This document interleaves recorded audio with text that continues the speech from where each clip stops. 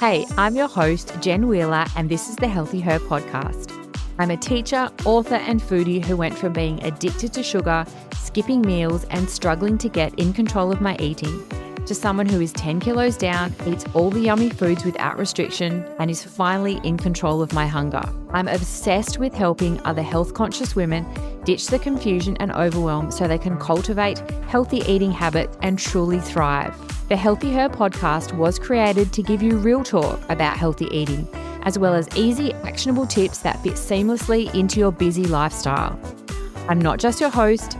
Think of me as your healthy eating hype gal, your personal cheerleader as we chat all things healthy eating, weight loss, and mindset mastery, so you can become the healthiest, happiest version of you.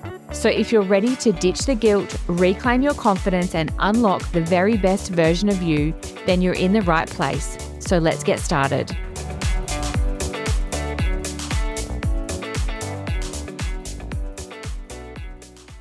Hello, and welcome back to another episode of the Healthy Her podcast.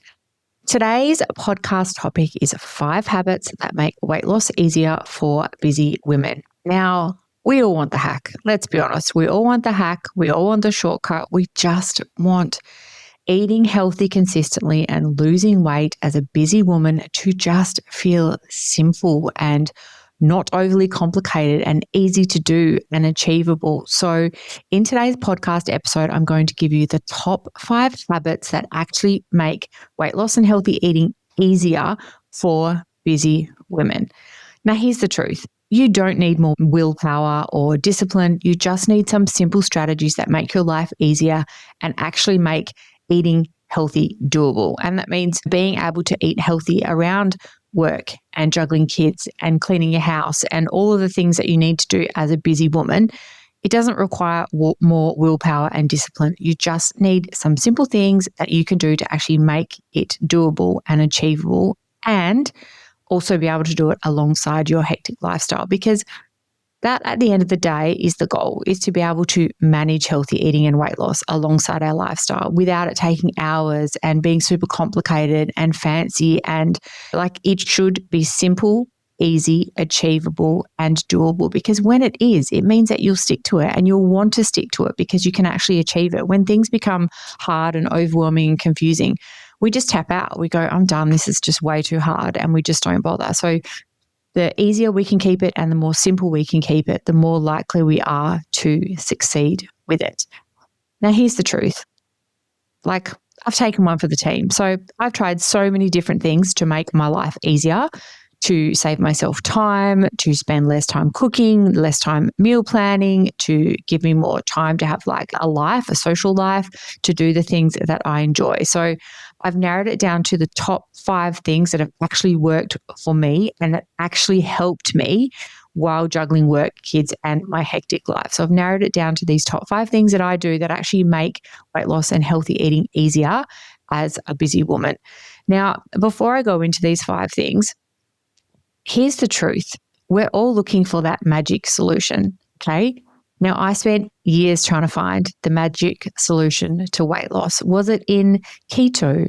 Was it in intermittent fasting? Was it in the apple cider vinegar diet? Did that one where you had to drink apple cider vinegar with each of your meals? Didn't work. Like, all of the things that I tried, because I just thought that it had to be, in order for it to be successful, I think as women that we sort of teach our brains that it has to be like this new and innovative and kind of gimmicky thing that we haven't heard before. Here's the truth. It doesn't, and none of that stuff works. The things that I'm going to share with you today, you are going to go, oh, are they the 5 things? Yes, they are. Yes, they are, because we have totally, completely, and utterly overcomplicated healthy eating for busy women, completely. Like I said, you don't need keto and intermittent fasting and the lemon diet and the apple cider vinegar diet and the 75 hard challenge. You don't need any of those things. It's the simple stuff that you do every day is what works. And I can tell you that from personal experience, from losing 10 kilos after having a baby, that is what worked. Try jumping on all the gimmicks. And I'm sure you have too. Like, I'm sure like there's multiple other diets. I've had like women that I've talked to have done like the celery diet. Keto, intermittent fasting are always kind of big ones. A lot of the challenges as well too, like light and easy, like there's so many different ones that they have tried. And that's the thing. All they are is they're just gimmicky, okay? Because what's missing with most of them is those healthy underlying habits that you need to do every single day. That's what's missing, okay? So these top 5 things, like I said, you're going to listen to them and go, really? Like, Jen, they're your top 5? Yeah, they are. And I have done them, used them, stuck with them for multiple times. Our Hype Gal members in our community do them consistently and are all getting incredible results. It works. So I really want you to start shifting the way that you think about weight loss and healthy eating. It doesn't have to be hard. It doesn't have to be gimmicky. It doesn't have to be this, wow, this new and amazing thing that no one's ever tried before and it's going to be life-changing and it's all going to help us shred the weight, whether it's a pill or a meal plan or a diet. Like I said, it doesn't work that way. It's the simple stuff that works best. So, number 1 of the 5 habits that will make weight loss as a busy woman feel easier is meal planning your family dinners. Okay. Why does this work? Because it reduces your decision fatigue. Women are exhausted. Women are juggling so many things. And so when you have, most of us are working or like on leave at home with or managing children or babies at home. And at the end of the day, when you have to make another decision about what to eat for dinner, you get decision fatigue. Okay. It's not that you can't cook. It's not that you don't know what to eat or you've never made a meal before. It's just that you have decision fatigue from making so many millions of tiny choices throughout the day that when it comes to making dinner, you're just like, I'm done. I'm tapped out. Let's just throw some nuggets in the oven or let's just order a pizza or get some takeaway because you're just tapped out from making so many decisions. So meal planning your family dinners, just do Monday to Friday. Okay, that's all you have to do.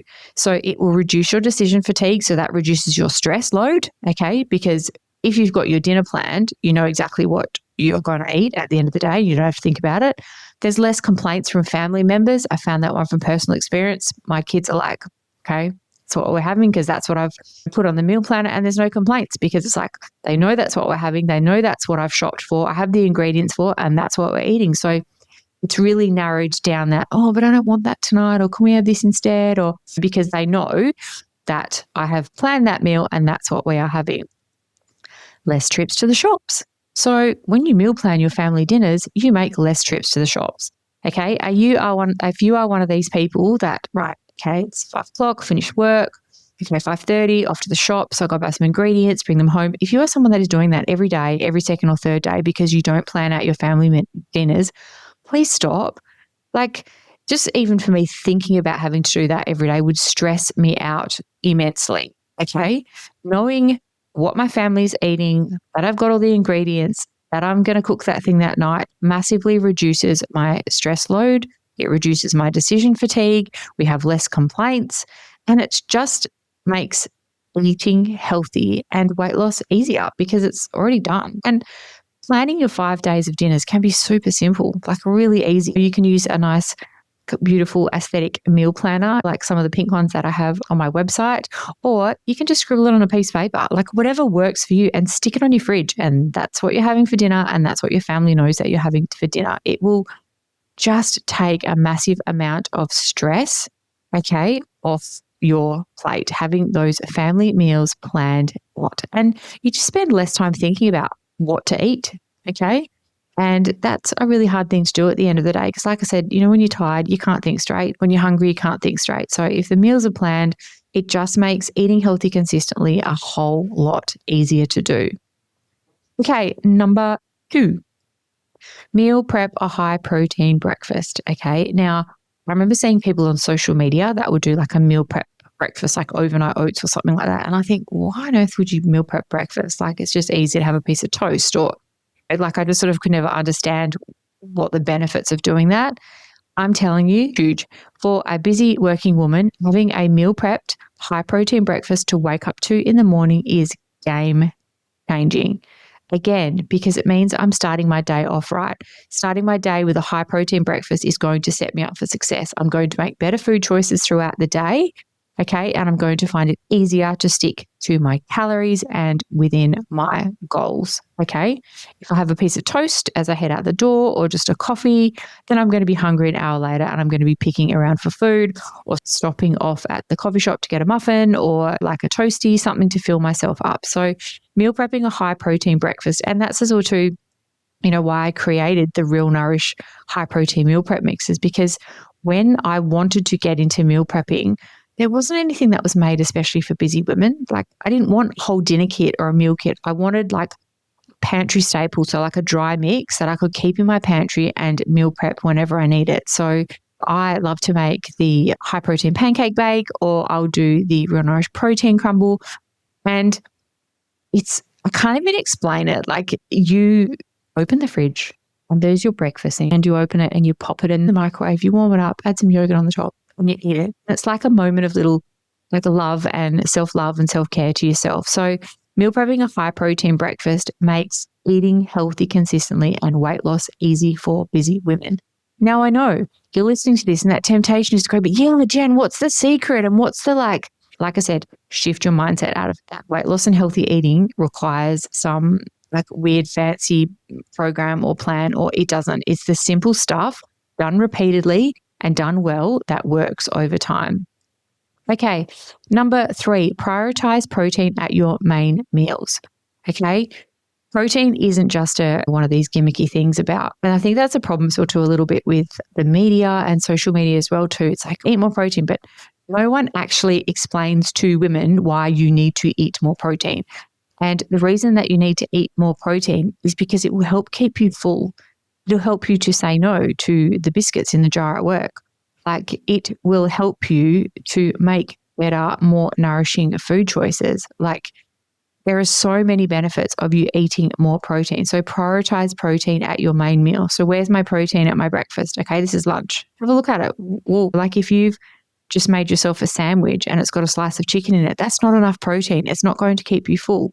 Make a huge loaded chicken and salad sandwich, like packed with all of the yummy things. You can have cheese, you can have a little bit of mayonnaise, you can add whatever you want to it. Prioritize that protein. Same with your dinner. When you're looking at your dinner, go, okay, well, where's the protein in my dinner? Okay, if you've made some pasta and there's really not much like chicken or whatever in it, add some extra chicken to it. You will significantly notice the difference in the changes in your body and how you feel just by prioritizing protein at your 3 main meals.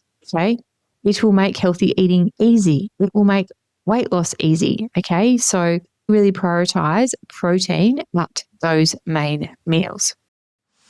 I've lost 15.7 kilos now, all while juggling busy life. I'm a working mum. I have perimenopause and have chronic illnesses, and it's just so easy with the Hype membership.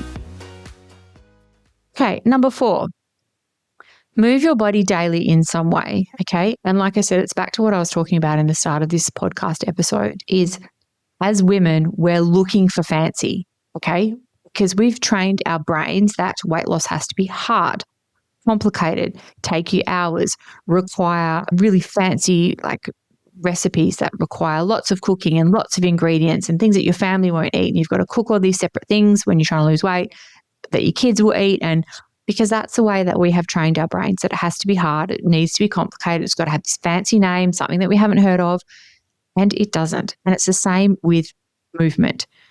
There is no right way to move your body, okay? Yes, weight training is super important and all women should be doing it, but change your focus. Move your body daily in some way. Don't overthink it, okay? So whether that's a weight training session, you go for a walk, you do a YouTube workout, you go for a swim, you ride your bike with your kids, just move your body in some way every single day. And it does have a positive knock-on effect because you'll feel less tired, you'll have more energy, you want to eat better. Like all of these simple habits are all integrated and they all work well together. Okay. And they're going to make you feel better and they're also going to make you look better. So, like I said, it's really shifting out of this mindset that it has to be hard, it has to be complicated, it has to be fancy. Just think, did I move my body today in some way? Not really. I was stuck at work. I sat at my desk all day. I haven't done anything. Okay, great. I'm going to go and do a 20-minute walk. Okay. One of the Hype Gal members posted something recently and she did exactly that. She had sat down all day long and she was tired and she's like, I'm just going to do something. Okay. I haven't moved my body today. I'm just going to do something. And she just went for like a 20-minute walk with the pram and the dog. And she posted in the group and said, oh, I feel so much better afterwards. Often at the end of the day, when you sit all day, especially if you've got an office job, you feel tired from the sitting. So moving after work, even if it's for 20 minutes, can actually give you more energy. Okay. And I know people think it's the opposite. They're like, oh, but if I move, I'll feel more tired. No, you're tired from the sitting. So moving your body and getting the blood flowing and things like that will actually give you more energy and you'll enjoy your evening more because you won't feel so tired and just want to climb into bed at the end of the day. So number 4, just move your body in some way every single day. Tip number 5, and I may throw in a few bonus tips for you, but number 5 is to stay hydrated. Again, I know what you're thinking. You're going, oh yeah, Jen, but that's really simple and that's not going to help me lose the 10 kilos that I want to lose. Yes, it is. Stay hydrated. Okay. It sounds really simple, but most women don't drink enough water. Okay.